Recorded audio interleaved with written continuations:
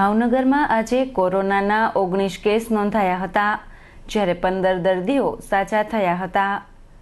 ભાવનગર શહેરમાં આજે દિવસ દરમિયાન કોરોનાના 16 કેસ નોંધાયા હતા।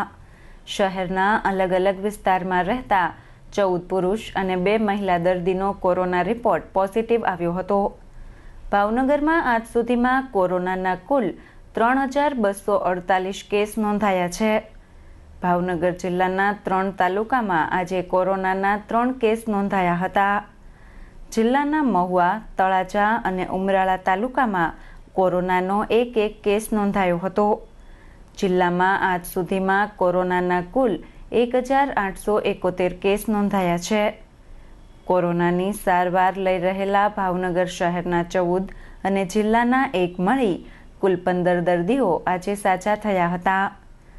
ભાવનગર શહેર અને જિલ્લામાં આજ સુધીમાં કોરોનાના કુલ 5119 કેસ નોંધાયા છે, જે પૈકી 4984 દર્દીઓ સાજા થયા છે। હાલ 59 દર્દીઓ કોરોનાની સારવાર લઈ રહ્યા છે।